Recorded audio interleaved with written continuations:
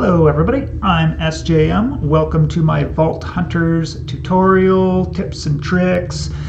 This style of video, there's a lot of content out there just doing Let's Plays type stuff, so I want to kind of do something a little bit different, especially for those of you who don't want to sog through hours of YouTube content, like hundreds of hours at this point if you really get into searching out there, and just to pick up a hint or a tidbit or a thing here or there that you didn't already know just from watching, say, Iskal's main video series, because he's obviously being one of the biggest ones, or some of the older videos from like Captain Sparkles and the crew that they had when they were actually in development of this pack. But it is out and about now for most of the general project. You used to be able to have special access to get in here, but now it's pretty wide open. I use CurseForge to get in here, but I think there's probably a couple of other different ways that you can get there.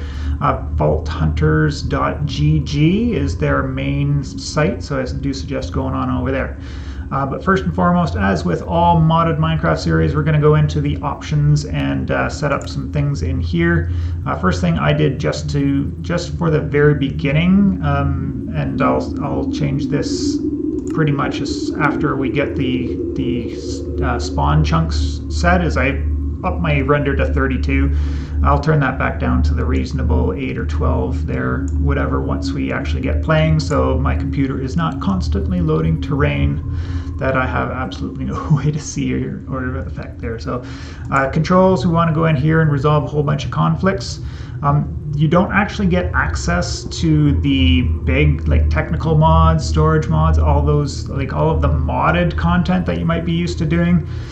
Is actually locked behind the end game, so we've kind of got to get into the end through vanilla and into the vaults, which is the end game section, before you even have a chance to do most of them. So I've kind of gone in here and I've set like all of their hotkeys to something different to kind of resolve some of any conflicts that I might have with other stuff.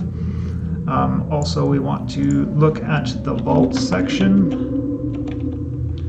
Category vault.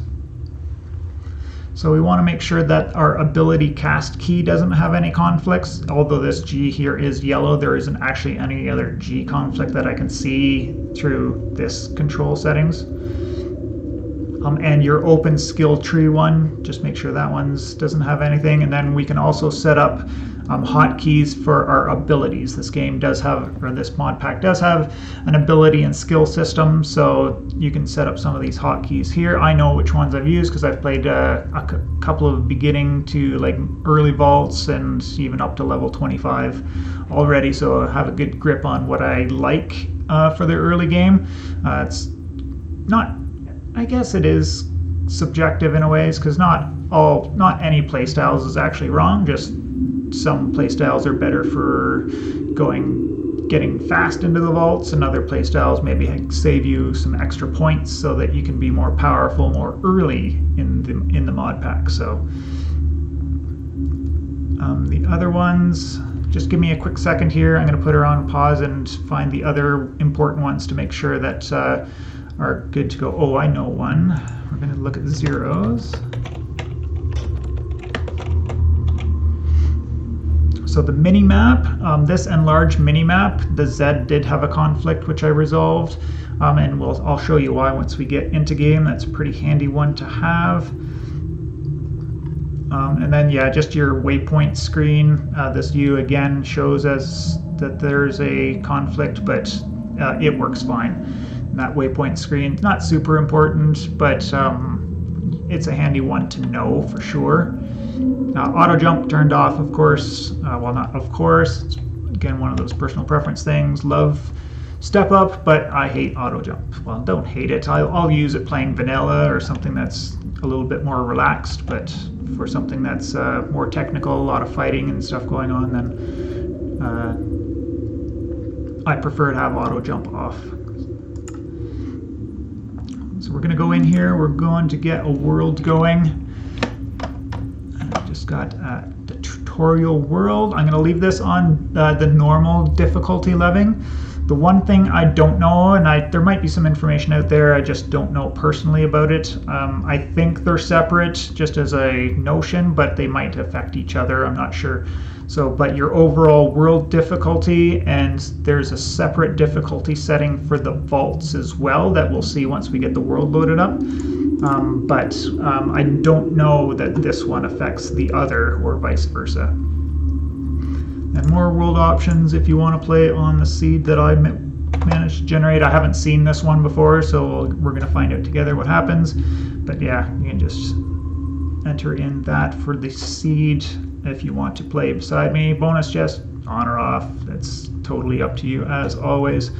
But yeah, I'll bring you guys back once we get this world created. Oh yes, so we'll always get this warning screen on your first load, on all the subsequent loads. Just proceed. I think the subsequent loads, you just click on I know what I'm doing. You can, if you really know what you're doing, you can go and make backups if you're super worried about it, but I haven't seen any kind of crashes like that have affected progress, but I haven't gone looking for those kinds of things either. So back in a minute there, people.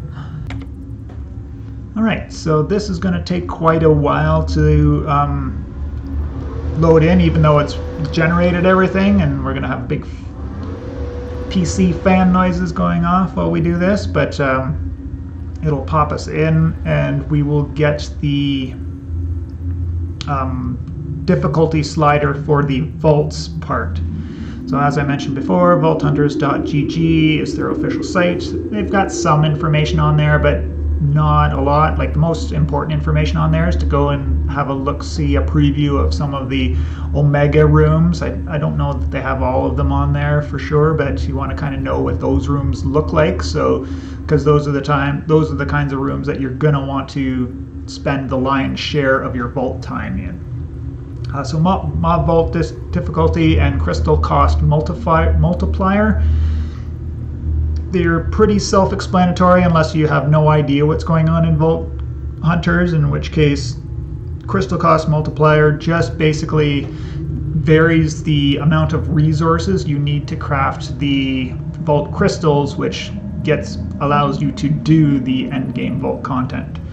Mob vault difficulty, I'm going to keep mine on standard, but there are 5 difficulties. So there's hard, extreme, trivial, casual, and standard. I played before on casual. You kind of one-tap everybody at the start, so I'm going to be playing on standard, even though I'm a pretty casual Minecraft player, and especially when it comes to fighting and all that stuff. Still, for me, casual was a little bit too easy, but if you kind of don't want to be distracted by how much damage the mobs are doing to you in the vaults, you can lower that down. Crystal cost multiplier. This is probably a setting that you'll want to affect for 2 different reasons. So if you're doing a long-term playthrough, like a big series, or playing it on stream, playing Vault Hunters 8 hours a day, increasing this just helps promote more of the knowledge of building farms and ways to collect those resources, and extend the playthrough, the time that it takes to get through the mod pack. But if you don't feel you have the knowledge to build like vanilla Minecraft farms, and I do emphasize the vanilla part because that's all you're going to be doing for the first while, you put this on a lower level. So I'm just going to leave mine on casual for this playthrough here, just so you can see it's not going to be the least amount. I played on trivial before, and it was still asking me for like 800 stone around level 24, 25 for some of the vault crystals I was collecting. So that is what it is.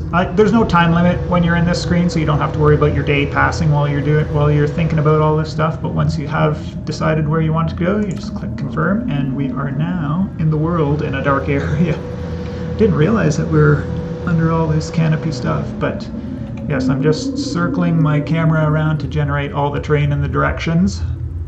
And that's why we're seeing the lag spikes here, because I've got my render distance up to 32.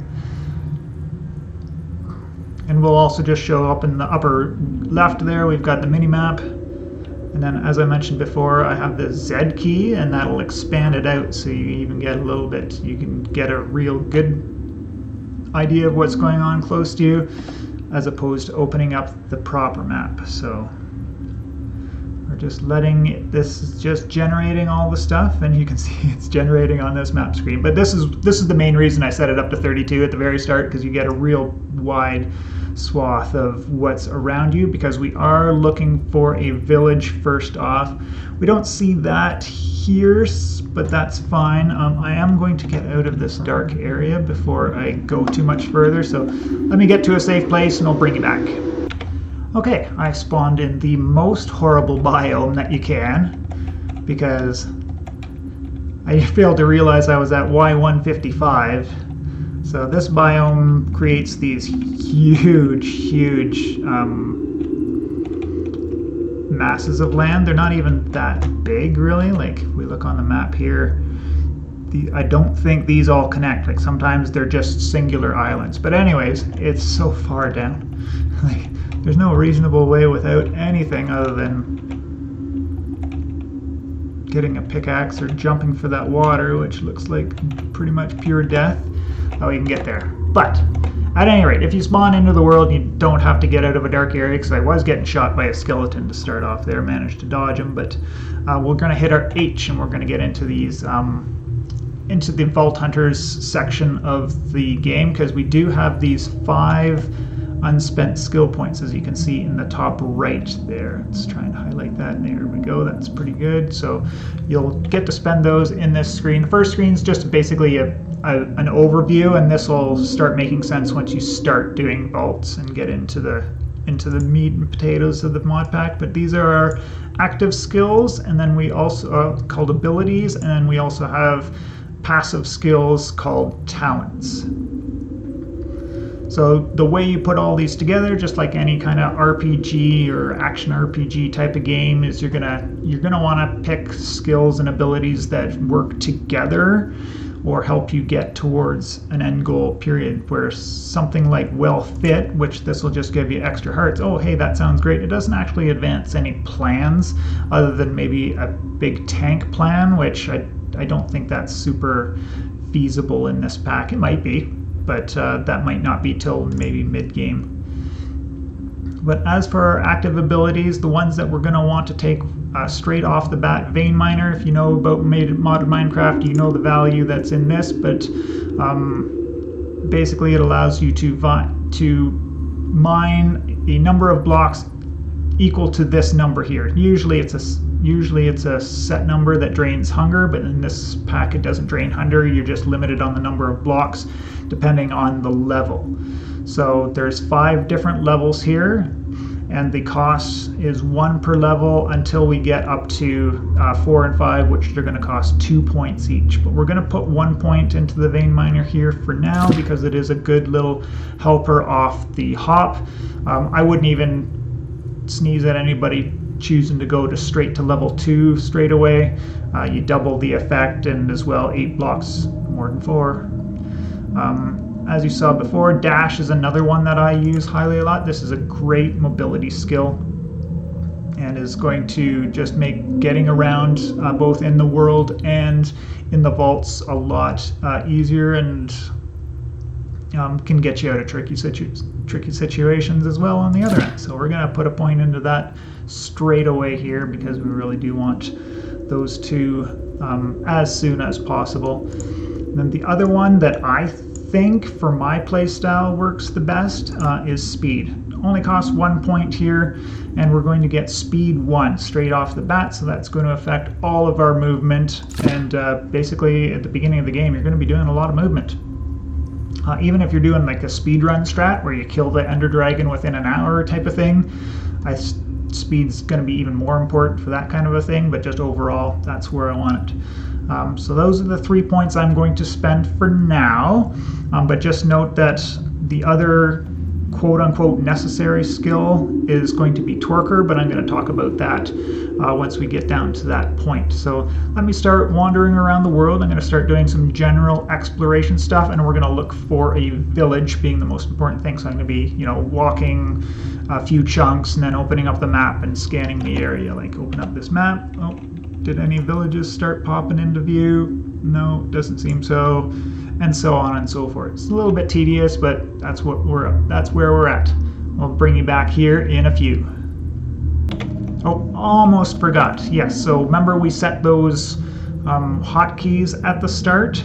So this is too dangerous to really show everything off, but here basically I've got the dash set on F, so I just jump, hit F, and I'll do my dash ability. I kind of caught the edge of that leaf block, which slowed me down and stopped a lot of my momentum, so it wasn't a great thing, but once it's got refreshed here, you can see that just made that pain in the butt climb super easy.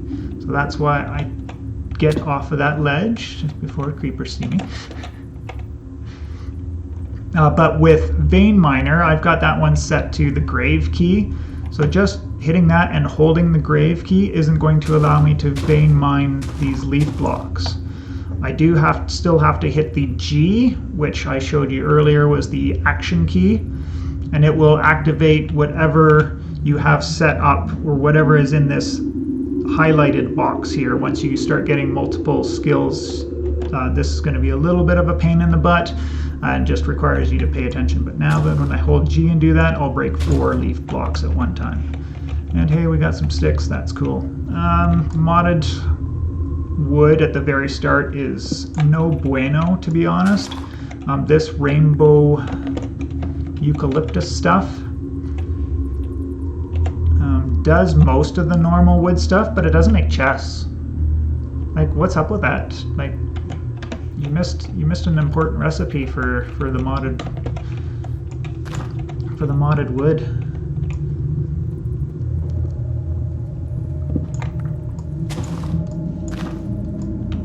So I'm gonna make my way down carefully here, using these trees to start and collecting some wood at the same time, and then we'll bring you back once I've found that village that I promised earlier. Okay, so we're almost to the end of the first night there. I managed to collect everything I needed, but didn't quite have the time, or didn't quite have everything, like all the wool, until just before night, so I kind of dug into the side of the wall and started scanning the map. And at night, it shows you lights and sources, like areas around that are lit up, like this lava pool here is lighting up all this area around here. That actually reveals a very useful item on our map, and it'll look like this. It's basically just a source of light with no reason why. Like if it was a village, yeah, sure, I can see why there's a little bit of light there. Lava pool, yeah, I can see why there's light there. There's lava here, yeah, we can see that. And this only happens at night on the map, so it's a special thing that you can only see at night. During the day, I would never have seen this, especially when I was looking around initially, because I was headed up here towards the desert. But yeah, this is very important. It will show us the direction towards a village, or 2, usually 2, I think. So, where are we here? It's close enough. Just hate running through plains with skeletons, because there's nowhere to hide once they're on you. And you can see I failed on my dash. But between my speed and my dash, you're usually pretty good to get away from them fairly easily. So this is the structure that we're looking for.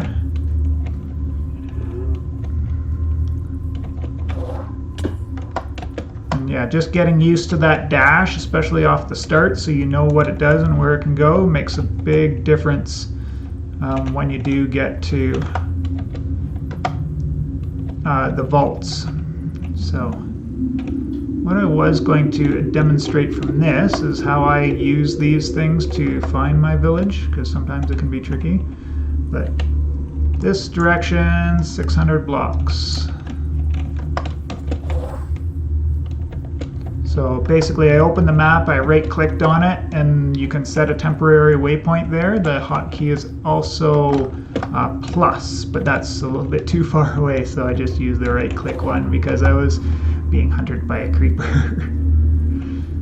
But yeah, taking my hand off the mouse, hit the plus on my keypad, and then I know I'm going in this direction towards this X. I'm probably not going to see it by there because I don't think I've quite placed it 300 blocks. I think I was like more 400, 450-ish away when I started. You could probably tell when once I dropped to the thing, if you reel back, if you wind back the play, you'll you'll see that. But yeah, I'm just more than happy to get, 400 blocks in this direction, and then our map will show us. I'll see it wasn't even that much.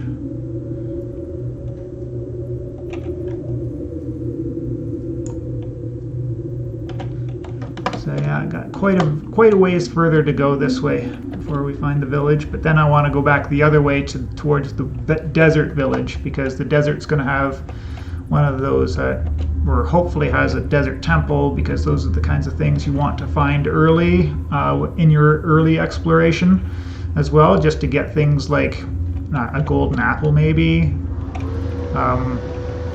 A notch apple, not as good as a golden apple in this pack, believe me or not, but you'll see why later.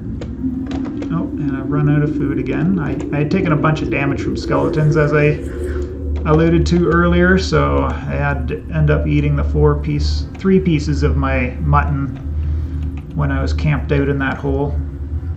But yeah, once we get to a village, there's 2 main things we want to do. We want to get villagers by doing that shift right click thing. And we don't want to pick them up when they already have a job. We kind of want to break their, make them into a neutral villager before we pick them up. And that's just a function of the way the Easy Villagers mod works, because it becomes a little bit of a pain in the butt to reset them if we don't do that. So a bit of food is going to go a long way. So I'm going to break this cartography table, and then this cartographer now is a general villager, so we shift right click, pick them up. Children, pick them up. They'll grow up when they're sitting in your village area, so you don't have to worry about that. Nitwits can't do anything ever, so you don't pick those guys up. So those are the one things that we don't want to see while we're in here. But I'm also just vein mining these hay bales, because having a bunch of wheat might be good. It's not the best villager trade, but might be something that we do. And the other thing is the food, right? Definitely want to make sure we leave our village with both potatoes and carrots, because those are the 2 crops I use for villager trading at the beginning. So here we've got a farmer. Get rid of his station, pick him up. I checked in here, right? Yeah.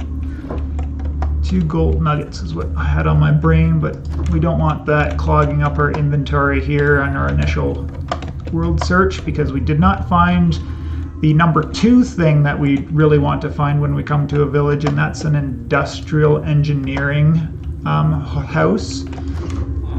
If it was here, I could show you why we like that so much, but basically it's got a brick, so the orange, like the cooked clay bricks, roof on it. Oh, hey, look at you. You're a weaponsmith, so that means if I break that, you can now come with me. Always take the free furnaces from a blacksmith. And some of these workstations that I'm picking up while I'm down here, I will just ditch, because we don't need these ones. Oh yeah, so the number 3 thing we really want to find in a village is a church, or another structure that does have a blade or a potion brewing stand. So the guy that comes from the cauldrons is gone. Me as well, right? It's free armor for now.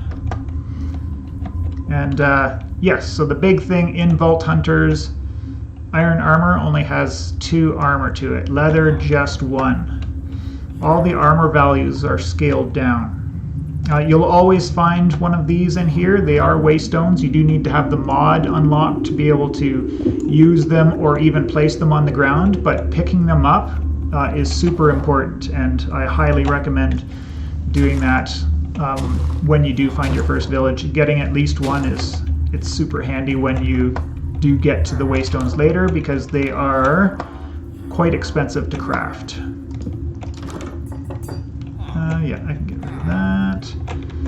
You are a toolsmith. So I'm going to get rid of that. Just pick up another one. Just keep going through here. How many do we have now?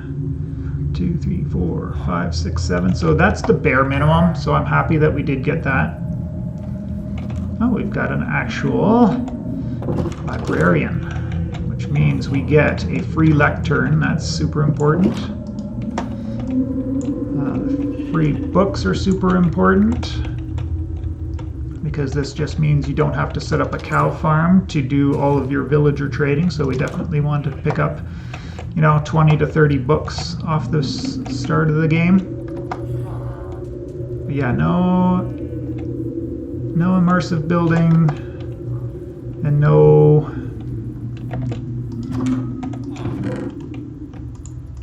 I got the potatoes, but not the carrots. Oh, I forgot to search the farms. That's right.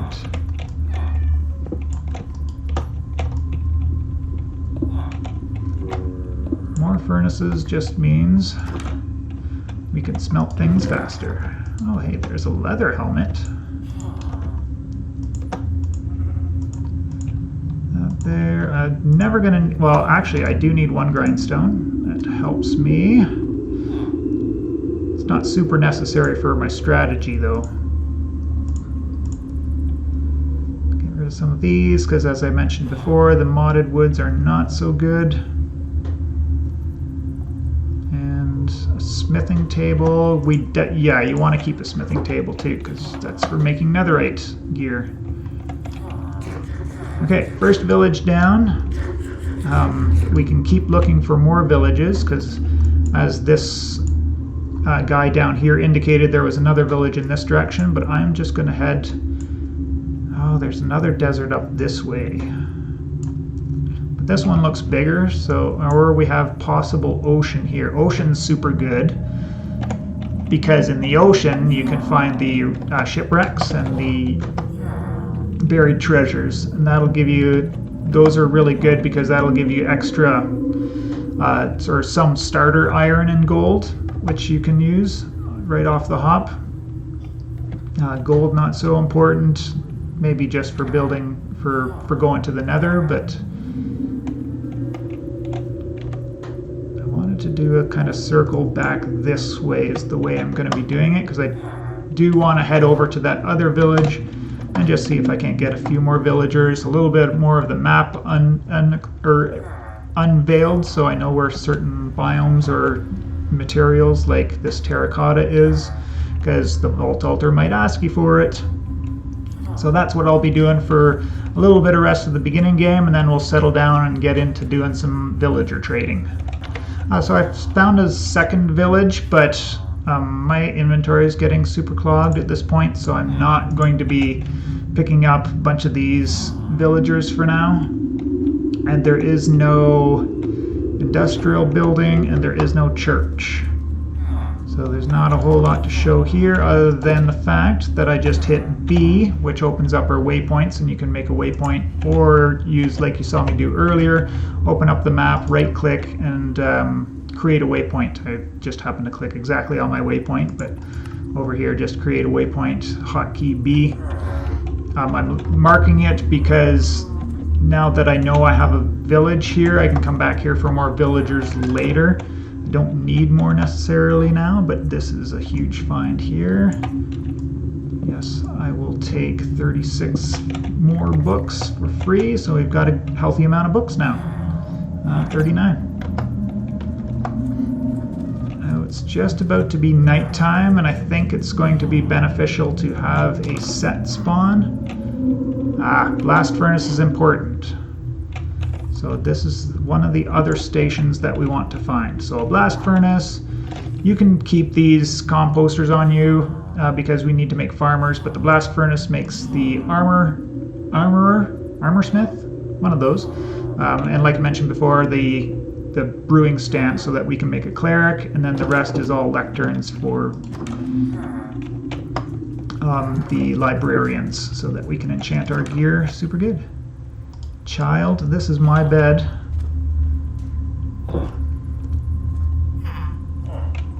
Just to reset the day.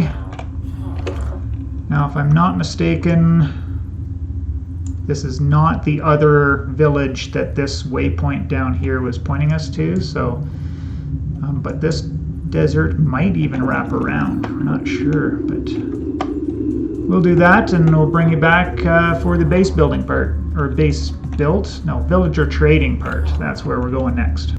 So I came across the third village. From a distance, I could see that it had the cleric, or the church that we were looking for, because this big tower will indicate that. And this building here is that immersive engineering building I was talking about earlier. And this is going to have the wooden crate in it, which acts like a shulker box. It does require to have a skill unlock to make them, but it doesn't actually require the skill to actually use them. And that tower was not what I thought it was. Obviously it's not a cleric, but this one is a modded room and it has a chest up here, so worth it to come along. Keeping my bread and my hay bales quite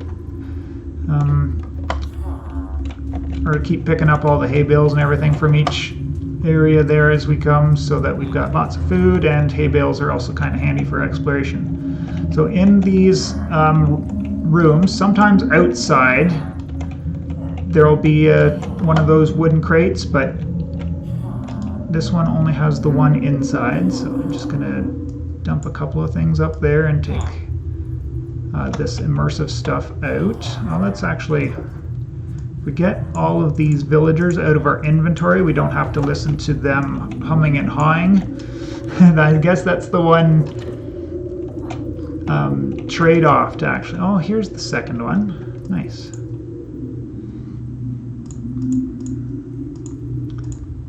Let's get all these modded things in there. Those, that. I forgot to grab the waypoint at the last one, but now that I have the additional storage, I think we can grab a second waystone from here, because they don't stack at all. Like, the desert ones have a different looking one than most of the other village styles, but even the what am I trying to say there? The middle.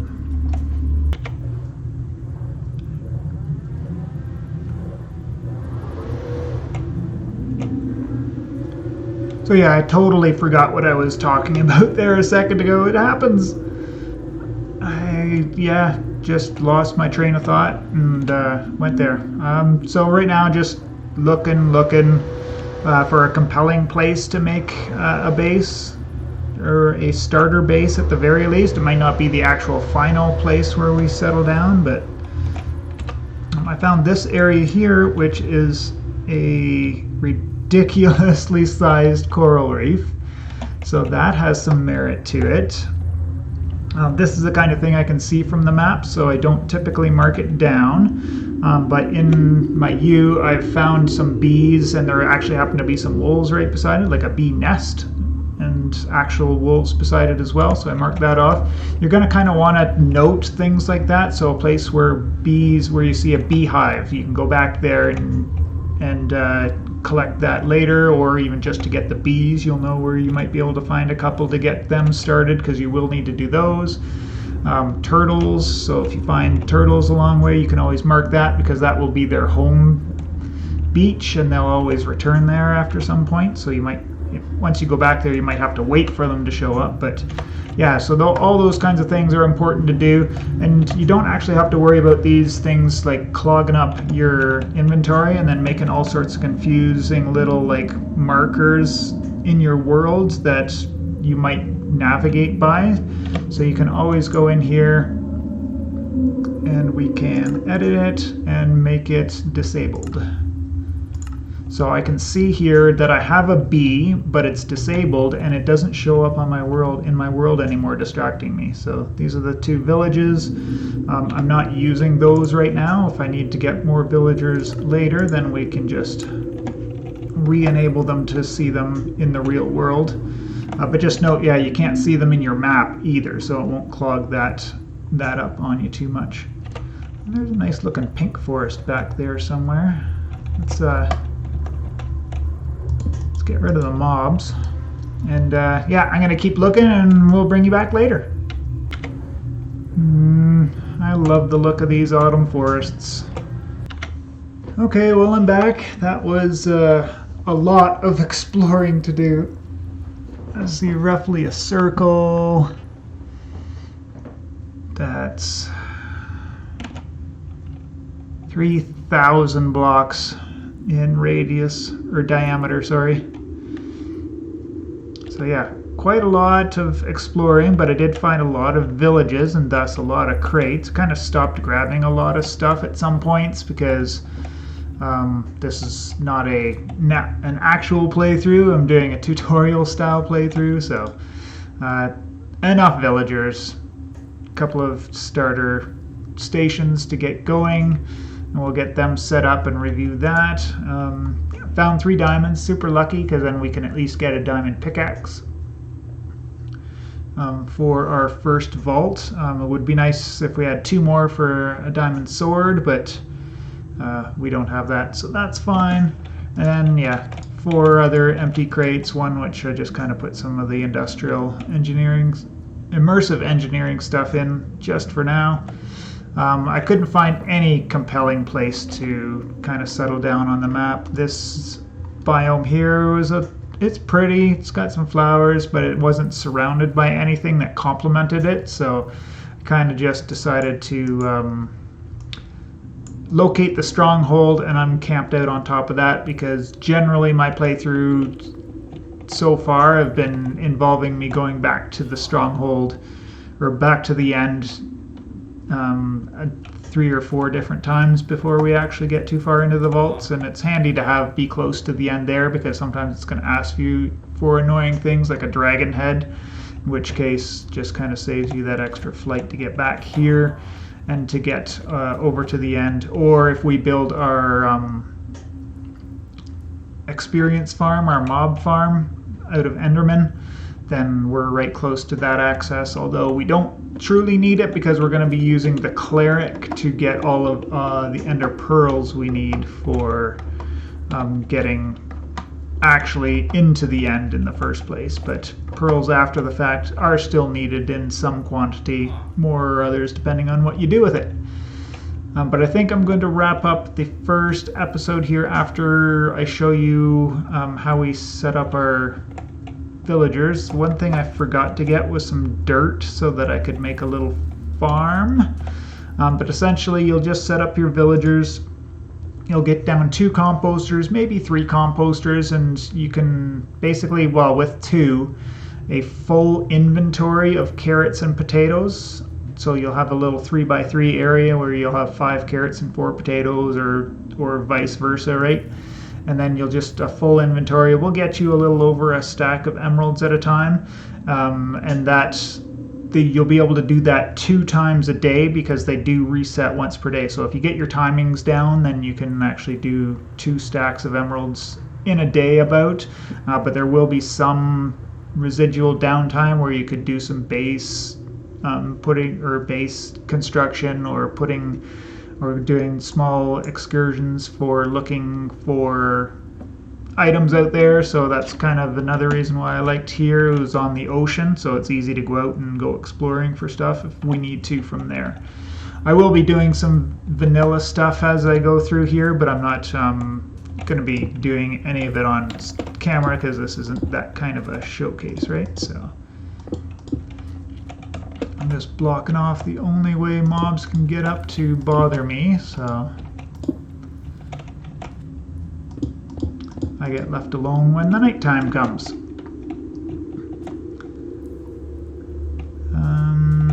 Yeah, so I'll be back and I'll just set it up quickly and we'll show you what's going on there. Alright, so this is the way I set up my villager trading areas. Other people put the workstation down in front, but I find that maybe sometimes that causes issues with you getting the experience out of here, which is going to be super important because you're going to need those experience levels for getting your books together and everything. So with the things like the composter, is that what it's called? Yeah, composter. You'll put these guys in there and then they'll fall down inside. But then sometimes they can pop back up too at the same time. If that happens and you don't like them being stuck down inside the composter, you can just use a piece of carpet, so then that way they never fall down in behind. And sometimes it'll take them a couple of seconds to register that the workstation is actually down there beneath them, so don't freak out. This guy transformed right away and this guy did not. If we had our area set up, which I did not do, but oh, I don't even have dirt, do I? But yeah, I'd set down my little 3x3 of dirt, and then I'd have, you don't even need to have water there because that's not that important. You may have to re-till the soil after a while, but that's fine there. With the Easy Villagers mod, there is this Cycle Trades button, which you can do to make cycling the trades on the villagers super easy. And here is the setup that we want. We want to have both carrots and potatoes in the full thing so that you can trade off them and you don't get things like seeds if you're doing beetroot or wheat, right? So see, he's finally adopted his farmer job. Then we slap down, we get a couple of librarians going, and then the last one that you really need necessarily is the toolsmith. No, toolsmith's wrong. I got the wrong one. So here I'll demonstrate what I mean by wonkiness when you're trying to change their professions. So I'm going to pick up this toolsmith.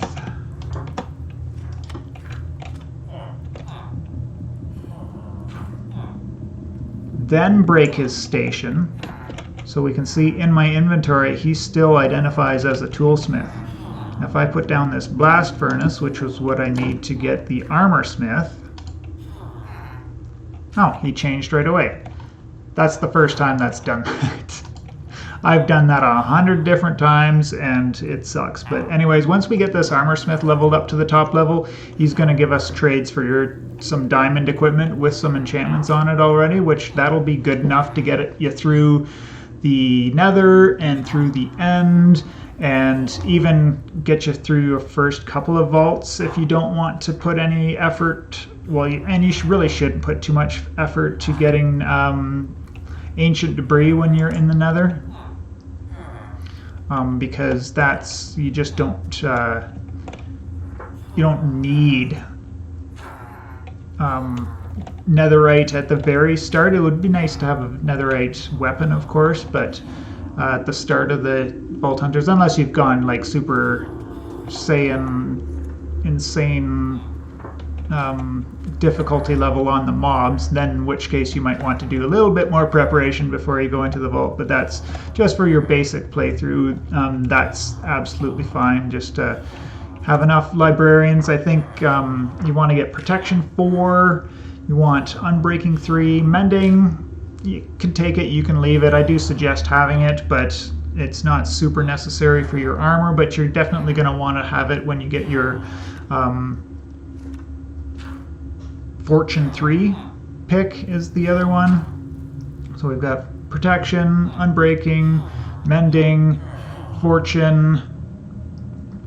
If you want to have a bow, then you'll want to have infinity, and you don't need to keep an arrow in your inventory when you're using infinity with your bows in this pack.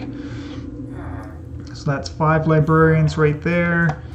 You could probably use the efficiency 5 enchantment, and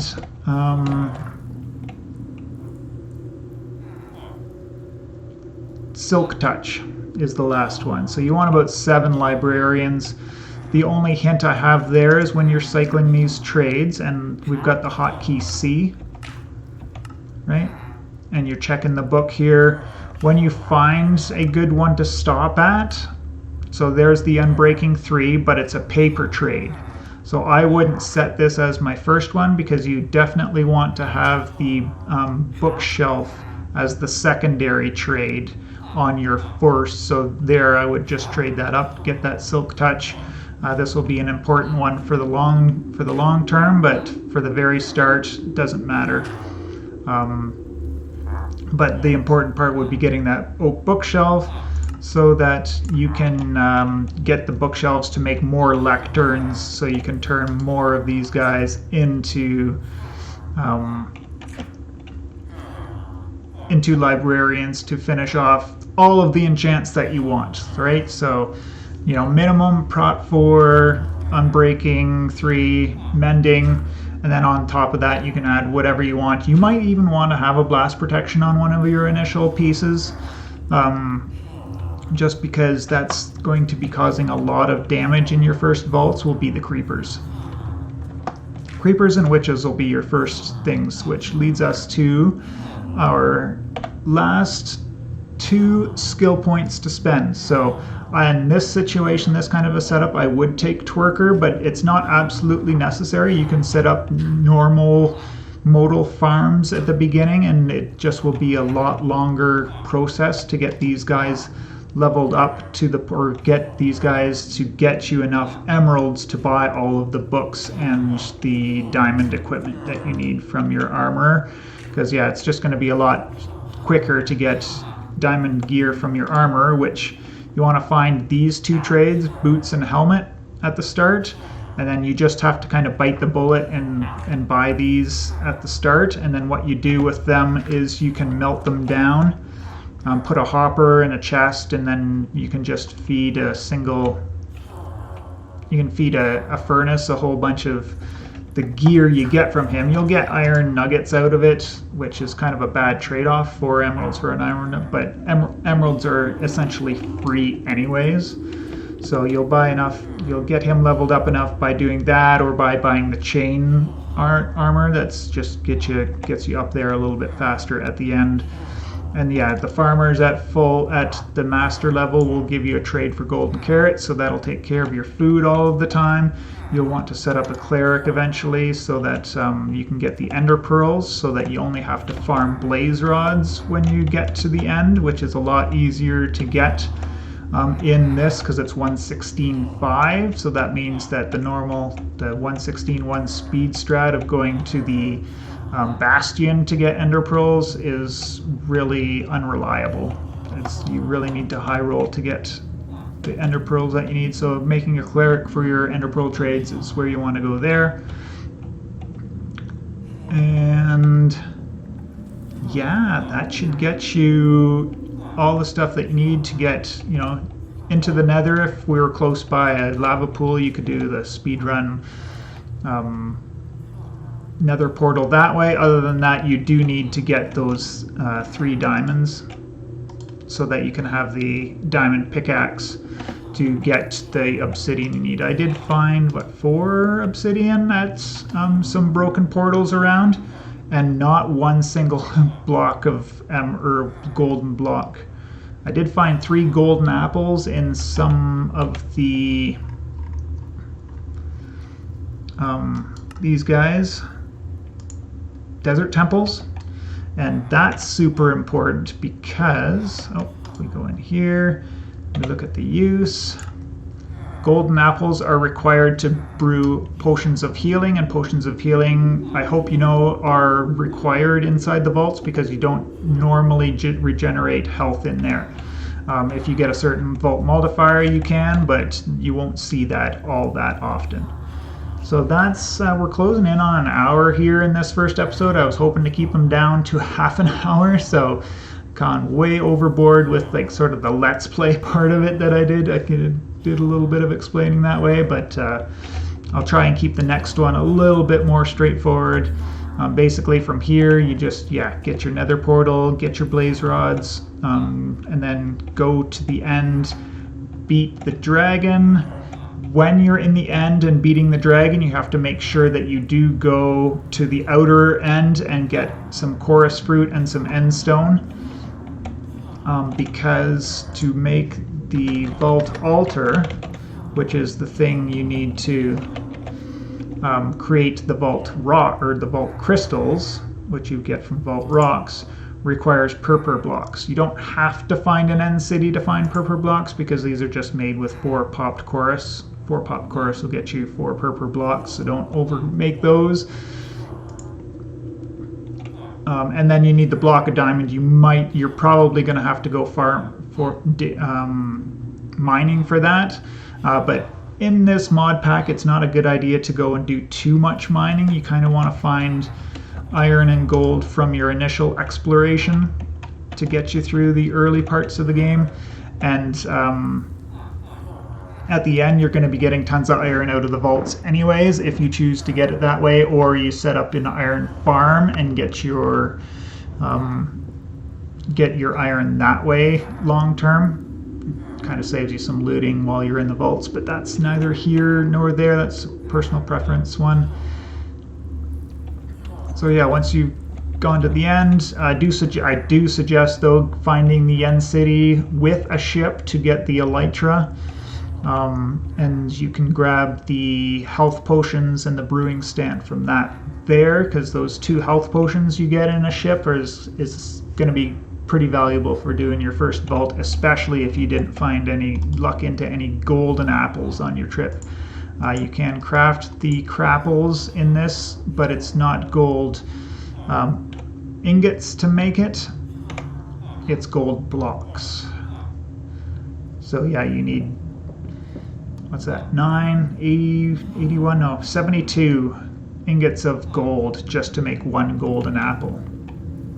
So that's gold might be a hiccup there, but you do get lots of golden apples in the vaults, so that's not too much to worry about right there, just as long as you're not going through your health potions faster than you are finding your golden apples. So yeah, we'll come back in the next episode and I'll go over with the first few vaults, so getting you up to vault level 25 or so-ish. What we do with the points at that point, and talk about different vault play styles, I guess, is something that we can do as well. And yeah, all that coming in the next one. I do appreciate you all coming in, checking out this super long video. I haven't made a video this long in a while, but kind of wanted to get all of this overworld stuff out of the way in the first one, so that people who are more familiar with it can kind of just ignore it, right? You don't have to watch this one all the way through if you already have a good set plan for how to get to the vaults portion of the mod pack, or if you're jumping onto a server and everybody's got you set up to do that, then this episode can totally be skipped as well. Anyways, until the next time, I appreciate you all, and we will see you in the next one. Bye.